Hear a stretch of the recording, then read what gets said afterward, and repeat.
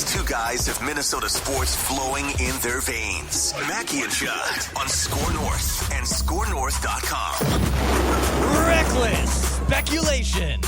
Phil who? Bonus scoop time on Tuesday means that there is no Phil Mackey on the screen. Instead, it's Zolgad. It's executive producer Declan Goff. It is the star of the proceedings.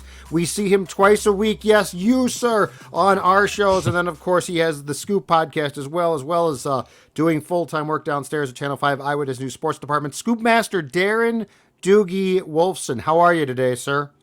I'm doing okay, Judd, although, like, back in the day, teenage years, in my 20s, a needle didn't freak me the F out.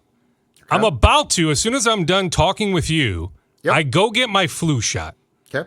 It's nice and convenient, right? They come right here to Hubbard Broadcasting. It doesn't get any easier. Yep. Right? So I'm going to get my flu shot at 1:45.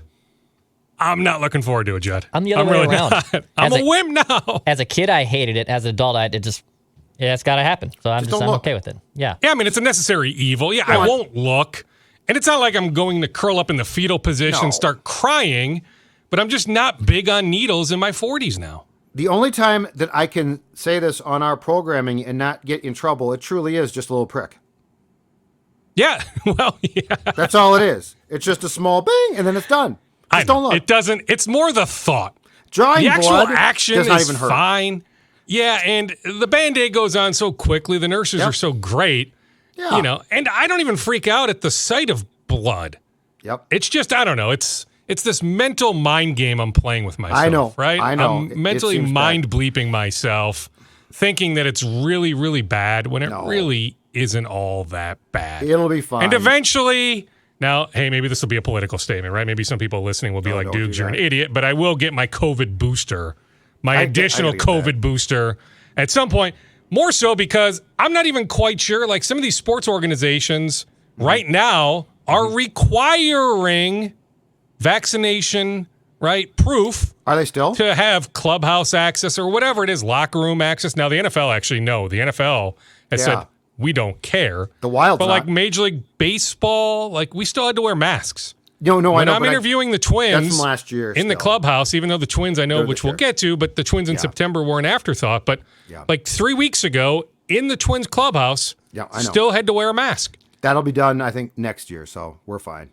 All right, I hope so. I hope we're moving in that direction. Let's get to it. As long as it's still a thing, I'm going to get it, but I don't like needles. Yes, I need your help because, you know what? I don't know if it's my email. I'm a giver, Judd. My personal Gmail, my company email, but somewhere along the lines, my invitation to the Twins post-season press conference with Derek Falvey on Monday got lost. It just got lost. It disappeared. It got eaten by the gremlins. So I didn't get to go.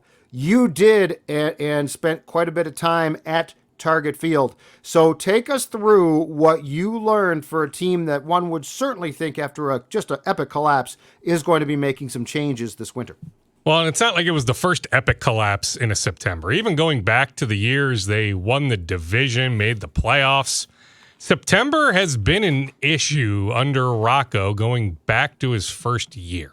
Mm-hmm. So that's something we need to pinpoint at some point to figure out why in month 6 of the season they have played so poorly, not just this year, but going back multiple years. Yep. What I gleaned, well, first off, I will give Derek Falvey. Now, I'm not happy that for some reason you didn't get invited. Maybe some other media members didn't get invited. But I appreciate that he gave 2 hours of his time. So I was told to be over there at 11 a.m. on Monday, and he would spend some time with the writers. Then from a TV standpoint, I'd be able to get him on camera. So he wanted to do the writers informally, no cameras. Then he would sit down and do an on-camera interview. Okay. Well, I figured maybe 20, 25-ish minutes with the writers. It turned into 85 minutes. To the Twins' credit, like multiple PR people in the room, they didn't put a kibosh on it. They didn't stop it, right? It was question after question. Like, Judd, I put a request in the other day. Maybe I should have realized this, but I didn't. To speak with Kwesi Adolfo-Mensah on the record. I just figured, hey, 4-1, kumbaya. Let's catch up with the Vikings general manager. Not going to happen. He is literally not doing any interviews in season. this entire season. So it's the Spielman thing? Yes, postseason. Now, are you getting a bye week? Because Spielman used to do a bye week thing. I know he did. Well, if that's the case, that will be news to me. Okay. I put in the request. I was told he is not doing anything in season. Now, hey, the NFL trade deadline is early November. If they pull the trigger on a move, he's going to have to talk. Mm-hmm. So circumstances could change this, right? But as of now, I don't feel that bad because it's not like The Athletic or Channel 4 or Channel 9 is getting some sort of exclusive with Kwesi. Not that Kwesi is going to say much anyway, but I just figured, hey, like he is the general manager. It would be nice to hear from him, but I was told he's not doing anything in season. So that's why I have a greater appreciation for Derek Falvey today than almost ever before, that he donated 2 hours of his time. Yeah. And in his words, more off camera, but hey, like you guys are the messengers. He goes, whatever you need, because it was a car wash. So he does the 85 minutes with the writers, which I sat in on. So I took a bunch of pages of notes. Mm-hmm. Then he sat down with Channel 4, sat down with Channel 9. I was last by design, just figuring if I go long, I go long. But I was fearful that he just wouldn't have anything left. Right after doing all those interviews, answering all those questions, I joked with him. I'm like, Derek, I still hope you have something. I hope you saved your best for last. He was good for the most part. I get it. There is some word salad. What did he say? With Derek Falvey. What did you get? Tell me what you got. That's what I want. He brought up, I forget the exact line of questioning, but he turned a corner on a narrative that I believe you have championed, that he, the front office, makes lineup decisions, certainly makes bullpen decisions. So when a guy is coming out, fifth inning, whatever it is, that it was the front office pregame who predetermined that move, which I'm not necessarily denying. I do not have inside knowledge that the Twins do this, but Joe Madden has a new book out, right? Yes. Joe Madden has alluded to this. This isn't just media talking heads, right, spewing this. Joe Madden has said with the Angels, he was controlled in this regard. Mm-hmm. So I get why it's a talker, but Falvey said there's a narrative out there, and I'm telling you, I think he was talking directly to you, Judd. That's why I wish you were in the room, that there are certain people out there that think others in the front office, make these moves, and that is flat out false. So if you want to take him at face value, he says he has nothing to do with that. Sure, there's a lot of information, bandied about in pregame meetings. Certainly he's in Rocco's office pregame. Yeah. They have back and forth, but he is not predetermining, okay, Dylan Bundy is coming out after that second time through the lineup no matter what. He says Rocco has full power in that regard. All right, when it comes to team matters, so the news of the day was Michael Salazar, trainer, fired. What was interesting to me is, because I don't think this is coming as a surprise to anybody, is that Derek said, I don't want to put all the blame on Michael. Yet the optics suggest all the blame is being put on Michael. This was the one move that has happened. Derek also said, hey, it'll be easier this winter compared to last winter with the lockout to keep track of some guys, where we can do some more stuff from a prevention standpoint, in terms of some of these soft tissue injuries. You look at Sonny Gray dealing with multiple hamstring issues throughout the year. Well, in Michael's defense, he wasn't allowed to correspond with the players December, January, February. Yes. So to me, the optics, and I brought that up with Derek. I said, hey, the optics just look really bad. And he acknowledged, hey, they get the optics part of it, but he said it goes deeper than that. It was a move he figures had to be made, and he bounced it off a number of people. It's not like it's a dictatorship over there. They're big on collaboration like the Vikings, right? And so they came to the determination it was time to cut the cord on the trainer. On the coaching staff front, I never got a vibe that Tommy Watkins was ever in trouble. Now, is it possible he is reassigned? I mean, I'm not saying right today, Judd. Right. He is the third base coach on opening day come late March. That is not set in stone. Tommy Watkins being part of the Twins organization, yes, unless he gets some sort of promotion. There are many managerial openings right now. So he's got a lot of friends in the game. So is it possible some new manager plucks him? Which, by the way, is fine. Like, I have sure. no problem with him I don't think the sticking Twins around. will block it. Yeah. But a third base coach is where I want him removed from, so he can stick around too. Sure. And I'm he's not a saying very fire him. likable guy, right? Yeah, Mayor, nickname, all of that. I mean, you're not going to find anybody to say a real bad word about Tommy. Mm-hmm. But I'm just saying, like, it's not set in stone today that he's the third base coach come next late March. But they do want him here. Okay. On Pete Mackey, Yep. I said this. I don't remember if I said it on the most recent Scoop podcast, if I said it on TV, but I am on record somewhere saying I expect to see a change with the pitching coach position. Where I gathered that was, like, I'm not making this up, it was trending in that direction. Then Falvey in Chicago, that last series, had a number of conversations with pitchers. And Derek talked about those conversations with pitchers playing a role in the decision to retain Mackey as the pitching coach. Now, they may augment, right? They may add. In fact, they're going to have to add somebody, right? Because they elevated another guy, so they're still looking for a run game coordinator, run prevention coordinator. They've got all these coordinator-type positions now, all these assistant coach-type positions. So they are going to add some sort of pitching, coaching help.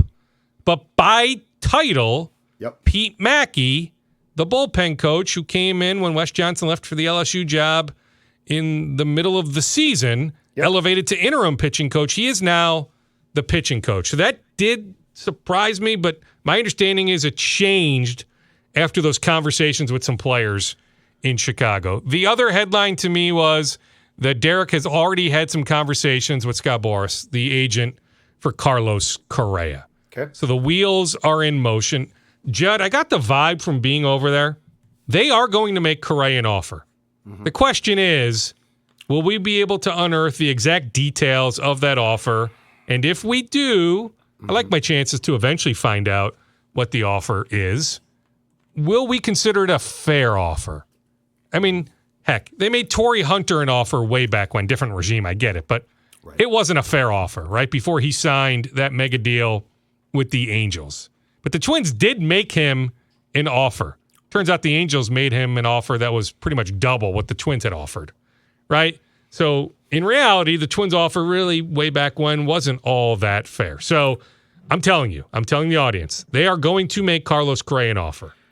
We fully expect 5 days after the World Series, that is the day where he needs to let them know, am I in or am I out? Carlos Correa has the hammer on his contract, a player option. Next year, $35.1 million. Does he want to, opt in to that contract for next year and be a Twin for $35.1 million in 2023? Or does he want to elect unrestricted free agency at the age of 28, just turned 28 in late September? Well, guess what? He's going to elect to become a free agent. So that will be his choice, but the Twins are going to make him an offer. I'm just telling you, I got that vibe. It's not like Derek went on the record and said that, but that's the vibe I get. They are going to make him an offer. I'm not quite sure that will surprise many people watching and listening right now, but the question will be, will it be a fair offer? So even though he talked for 85 minutes, we talked about Kepler, Polanco, Arise. We went up and down the list of almost every player. Chris Archer, Dylan Bundy, there are options on those contracts. Those guys are going to become free agents. Yep. On Miguel Sano, remember, the Twins brought back that last homestand a bunch of injured guys. If you recall, Miguel Sano did not come back to town. Right. We already knew the Twins were not picking up the option for Miguel Sano next year, but that just tells you all you need to know about Miguel Sano's chances of remaining a Twin. So Miguel Sano has played his final game in a Twins uniform. He went back to the Dominican to rehab. So those are still some questions out there, though. Like I got on Twitter earlier today, Judd. Somebody asked, hey, how does Kenta Maeda fit into the equation and he listed a bunch of names, including Chris Archer. And I tweeted the guy back. I'm like, Chris Archer, what? Chris Archer's not going to be here next year. Right. So there's still some confusion out there. So let me just clear that up. Dylan Bundy, the Twins can get out from underneath that. There's an option. The Twins are not exercising that option. Same with Chris Archer. The Twins are not exercising that option. Miguel Sano, the Twins are not exercising that option. Right now, there are 50-something players on the 40-man roster, Judd. Some of that roster cleanup, that 40-man cleanup, will begin as soon as the next few days. Okay, interesting stuff. All right, did we get any questions or specifics about why Wes Johnson left in June? Because if you buy that he had to go recruiting in June with his team in first place, you will buy a great piece of swampland from me right now. I'd like to know why Wes Johnson really left. There's an underlying current of things that went incredibly wrong that have not been uncovered yet. That is one of them to me. Well, going back to that day in July, that time in July, that topic did not come up yesterday, unfortunately. There were so many things that came up. That was one that just didn't come up. But my understanding going back to July was, Judd, that LSU said, this is the offer. It is a great offer, Wes, but we need you to take it right now. And if you say no, the offer's not going to be there for you in October. And so it was an ultimatum to Wes. Hey, we want you. Here's the offer, but you need to come right now. Wes then said, okay, this offer's too good to be true. How do I turn this down? I'm sorry, Twins. I'm out the door. That's interesting because you would have thought that the recruiting process could have been done through Zoom. Like we've seen National Football League assistant coaches take jobs in season, head coaching jobs in college, and then Zoom with kids. Like they carve out a certain amount of time and they get through their year. So I find it intriguing, and I'm not putting words in your mouth. And I appreciate the fact that Derek took time to talk, but I'm skeptical about what they say. I'm skeptical about Rocco. I'm skeptical about Derek. I don't think we get that's the beauty of you, Judd. Anywhere You're close to the truth. Skeptical by nature, which I love about you, because not every Twin Cities media member is like that. So I'm glad your tentacles are constantly up. I'm just telling you, on the Wes Johnson situation, like, trust me, the Twins were very open-minded to Wes just finishing out the year, then allowing him to head to Baton Rouge. Yes, but LSU said that was the roadblock. LSU said, no, Wes, you either come now or you're not coming. Some of it was, now, I'd call BS on this, but Wes connecting with a lot of the current players, the pitchers, some of those guys out at, the Cape. The Cape Cod League, so traveling out there to spend some time with some guys. Hi, it's your new pitching coach, Wes Johnson. How are you? Correct. Have you used FaceTime, Zoom, StreamYard, whatever it is, whatever app you want to use. There are ways to do that. I agree on that, but LSU figured, I'm telling you, like, it's dog eat dog in that SEC baseball world. Like, that's a different animal. We can't relate up here in Big Ten country when it comes to baseball, but like college baseball down there, think about college hockey to some extent, but magnify it by about 5 or 10 times, right? Because, as passionate as those college hockey fans are, it's a niche sport. It really is. It's such a small fan base, but they are incredibly passionate. Times that by 5 or 10 to think about SEC baseball. All right. Wolves or Vikings? Where would you like to go next as far as scoopage goes? Well, we can certainly go Wolves if you would like. I just had somebody text me who's close to CJ Ellaby asking me if I had any buzz on what's going on with CJ, who the Wolves have not played in the preseason. He signed an Exhibit 10. Right now, unless Eric Paschal, who to me doesn't look to be in phenomenal shape, although I guess even going back to his Villanova days, that's sort of Eric in a nutshell. But he even alluded to a media day how he almost walked away from the game. So unless Eric loses the passion, he's on a 2-way contract. I just don't see how. And I think Luka Garza is an NBA player. I think CJ Ellaby is an NBA player. I think PJ Dozier is surely an NBA player who will help the Wolves at some point. Okay. How about that? And he is medically cleared. He is still working his way back into game shape, but he is medically cleared. So maybe we'll see him as soon as this next preseason game in LA against the Lakers.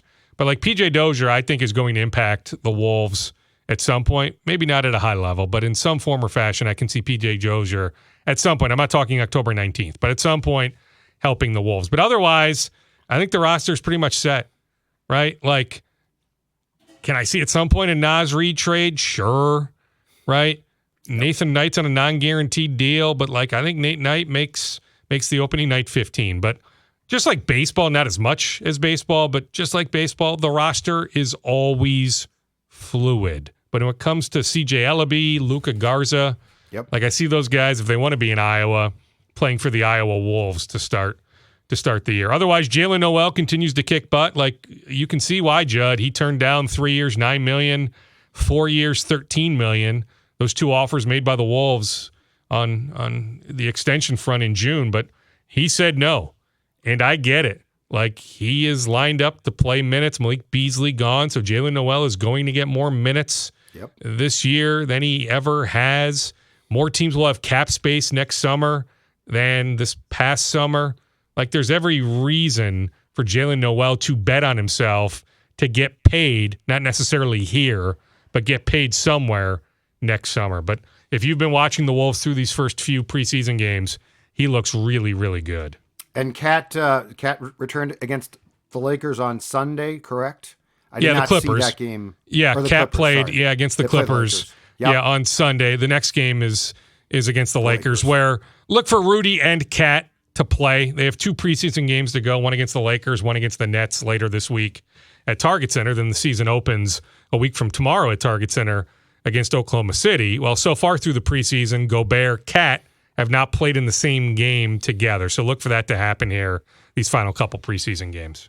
Outstanding. All right, Vikings scoopage with them being 4-1 now and getting set before the bye, take on the Dolphins in Miami. Possibly, I guess, against the Dolphins' third-string quarterback, too, if Teddy's not back, because I'm guessing Tua will not be for that game. Well, yeah, I'm guessing, too, although, I was going back and forth with an agent for one of the more high-profile Vikings. He said, my client told me, they're going to prepare for Tua. I mean, it's not hard to turn a corner on Teddy. I mean, heck, I think I can throw a ball farther than Teddy right now, right? Like, they have Tyreek Hill, they have Jalen Waddle. Teddy cannot throw a deep ball. Right? So, like, you don't need to prepare a whole lot. Remember Teddy at U.S. Bank Stadium a couple years ago, that game in 2020? He looked cooked then. He's a heck of a story, right? Like, I'll never forget 2016, everything that took place. But that's terrible. It's sad. He's been cooked for a while. Kudos to him for making $8-9 million still as a number 2. But it's not like there's a whole lot of preparation that needs to go into preparing for Teddy. You're sleeping on Bridgewater. Teddy completely. Maybe I am. Kiss of death. Yeah, maybe. Right? Yeah. Absolutely sleeping. But I'm with you. Like, maybe hard to see Tua playing on Sunday. Teddy, we'll wait and see. But, they have injuries at their tackle positions, their cornerbacks, Howard, Jones. Now, Xavier Howard, very well could be back on Sunday, but Byron Jones isn't going to be back. Tyreek Hill left the game on Sunday in a walking boot. He was on the injury report leading into that game last Sunday. Point is, Judd, the Vikings are getting the Miami Dolphins at the perfect time. I wasn't sure 3 weeks ago if this was a very winnable game. This now is a very, very, very winnable game. I fully expect the Vikings to win on Sunday. All right. I've got a question for you because I'm borderline obsessed with the topic involving the Vikings, and you would have the resources to have sniffed around this, and I don't know if you have yet, but and I think I asked you about this last week, but again, I'm obsessed by it. Danielle Hunter, okay? So he did have a sack on Sunday, his first sack since week 1. In fact, going into the Bears game, he did not have a sack or quarterback hit since week 1. He had the sack on Sunday. Nonetheless, when the PFF defensive grades came out for the game against the Bears, I think he was in the Vikings' bottom 3 defensively. Have you talked to anybody who has any idea as far as right now what's going on there? And like, is this a scheme problem? Is this a him being banged up still from last year, the last 2 years problem? Like, he's the one question mark. I get everybody else and they're sort of aging and, it is what it is, to use the cliche. Danielle, I think, is my biggest surprise because I don't see how this defense is going to have long-term success, Doogie, if you don't get Danielle to a point of at least being a fraction of what he can be. I agree. He's healthy. He feels fine. Okay. That from him, that you from talked others. To him last week. Yeah, I did. I saw that. I'm sorry. I forgot about that. Yeah, and I appreciate him stopping. Like, I yelled across the room. I'm like, Danielle, you have a minute. He turned me down the 2 previous weeks, but this time he actually said, sure. Nice. I've got a few minutes. Not that he said a whole lot, but hey, the fact that he was willing to talk, I'll take that as a win. Yep. In his words, he's still adjusting to the 3-4, right? And so I don't know, like, how to quantify, like, where's the cutoff of, okay, you should be, like, fully in on this, right? Like, it's not changing. Do you need a full year to adjust from a 4-3 to a 3-4? Do you need a half a year? Should he have it now by 5 games after training camp, all that, OTAs, mini camp? Should the coaches be I don't know where him? The cutoff is, but just in his words, on the surface, without doing a real deep dive, Judd, is he feels like he's still getting used to the 3-4, that it's an adjustment, right? And so he's just not all the way there comfort-wise. It's intriguing because I totally get that, but you would think that at some point soon here, if that continues, that almost from a coaching standpoint, you would try to do things to help him, right? Like he's too good a player to be like, well, this is going to take 9 weeks. I would think that there are ways, and I don't know how, but I would think that there are ways to try and make him as comfortable as possible short term to feature him, because he is, to me, he is the one guy who, if he continues to play like this, I don't see how you're eventually going to be good teams defensively. Well, I'm with you. So you can probably help me on this. I don't know how much you watch the All-22, break down the film, but Danielle told me, Judd, that they do play the 4-3 from time to time. They're not always in the 3-4. And his hand's on the ground sometimes. And his hand is on the ground sometimes. So, yes, he's not always a stand-up 3-4. Logic would tell you the way to help him is you do more of that. Yes. Right? And, apologies. The boys had their last fall baseball games last Sunday. So I was watching the game on my phone, in and out, trying to balance what was going on the field. So now I'm locked in. Fall baseball's done. Okay. Sunday was a bit of a train wreck. Mom and Dad overall, the fall baseball season was good. Okay. But specifically Sunday, was not so good. Okay, because, we need those kids to both get scholarships and then to go pro to help you two out. That would be fantastic. And then you can give us the scoop if I'll tell you what, alive. The younger one might have a chance at an academic scholarship. Oh, yeah, already know that one. Huh? The older one... Judd, no chance at that. Either one. Yep, I'm with Judd. Work ethic is there. Hey. He works hard. Judd and I, that's how Judd and I are here. And it's not going to be basketball. Not in the Hopkins basketball factory that we're in. Oh, you got to get him out of there.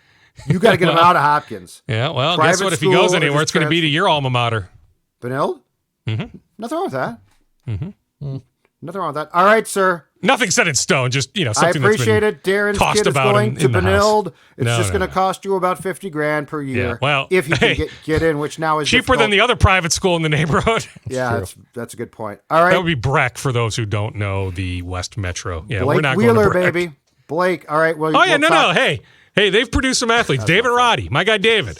Right, had a good preseason opener for the Memphis Grizzlies. Go get your some run here. Go get your shot. No, I'm trying to delay. I'm trying to delay the shot. I don't want to go get the needle. Bye. See you Thursday. No, I want to pontificate for a while here. Seriously, let me filibuster. I don't want to go get the needle, Judd. All right, I guess I have to. Go for basketball, by the way. Secret scrimmage. I forget if I mentioned this on Thursday, so if I did, apologies. But secret scrimmage on the 22nd against Colorado State. Go for football, that home and home with Alabama, 32-33. They actually reached a deal with Alabama many, many weeks ago before the season. They just happened to announce it today. It was Alabama who sought out a number of schools. And it just so happened Mark Coyle, others with the Gophers, were able to wrap up that deal. Alabama was looking to fill a hole on their schedule, 32-33, because they were going to play Oklahoma, but now Oklahoma shifting to the SEC. So Alabama had a non-conference opening there. 10 years out. 11 years out. So Gophers, Alabama in 32 and 33. Nets and Nuggets scouts have been through to Gopher basketball practice. See ya.